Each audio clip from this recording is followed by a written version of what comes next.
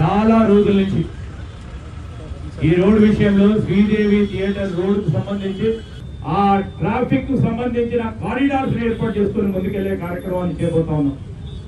ఈరోజు ఇప్పుడే చెప్పారు ఎమ్మెల్యే గారు, మనం మారుతా ఉన్న వాతావరణ పరిస్థితులు ఒక్కటేసారి వర్షం పడితే 16 మిల్లీమీటర్కి సంబంధించి 40 నిమిషాలు పడితే ఏ నగరానికి సంబంధించి ఎంత కూడా గట్టిగా ఇన్ఫ్రాస్ట్రక్చర్ చేసినా ఇబ్బందికరంగా ఉంటుంది.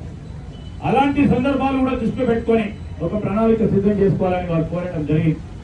సో అలాంటి సందర్భాల్లో కూడా ఎక్కడ కూడా మరి స్టామ్ వాటర్ డ్రైన్ కి సంబంధించిన అంశం విషయంలో ఒక ప్రణాళికబద్ధమైన కార్యక్రమం తీసుకొని 100 మిల్లీమీటర్స్ పడ్డా కానీ ఈ రెయిన్ ఫాల్ రెసిస్టెన్స్ కు సంబంధించి మనం డ్రైన్స్ నిర్మాణం చేసే కార్యక్రమంలో నిమగ్నమైన దాంట్లో షేర్లింగంపల్లిలో కూడా ఈ ఎమ్మెల్యే గారు ప్రతిపాదన చేసిన అనేక స్టామ్ వాటర్ డ్రైన్స్ ఉన్నాయి.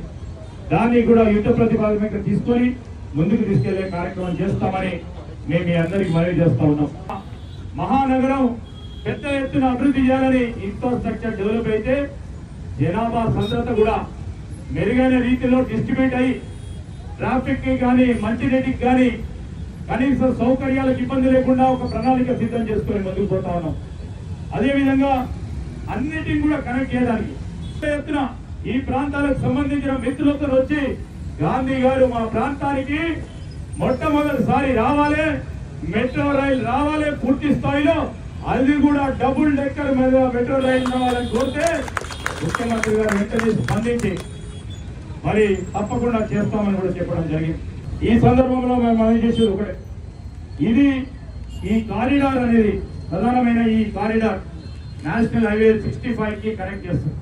ఒకటి ఓఆర్ఆర్ ఎగ్జిట్ 4 నుంచి ఇక్కడ కనెక్ట్ చేసే కార్యక్రమంతో పాటు మరి మనము చేస్తా ఉన్న ఈ ప్రయత్నంలో దాదాపు మరి అంచనాల ప్రకారం మా ట్రాఫిక్ పోలీస్ వారు కానీ మా మున్సిపల్ అధికారులు చెప్తా ఉన్నట్టు ఈ ప్రాంతానికి సంబంధించి దాదాపు 50,000 మంది ప్రతిరోజు అనునిత్యం ఇక్కడ ప్రయాణం చేసే ప్రయత్నంలో జరుగుతా ఉన్న సందర్భంలో వారికి ఈజీగా పోవడానికి అవకాశం ఈ రోడ్డు కార్యక్రమం.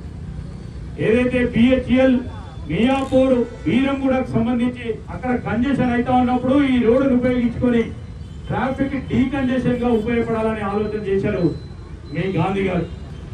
ఈ ప్రాంత ప్రజలు చేస్తా ఉన్న సేవల్లో మేము కూడా పాల్పంచుకోవాలని ఇక్కడ నన్ను పిలిచినందుకు కూడా వారికి కూడా హృదయపూర్వకంగా కృతజ్ఞతలు తెలియజేస్తున్నారు. ఒకసారి ఈ ప్రాంత వాసులందరికీ కూడా పేరున హృదయపూర్వకంగా నమస్కారాలు తెలియజేస్తూ సెలవు తీసుకుంటారు. జై హింద్.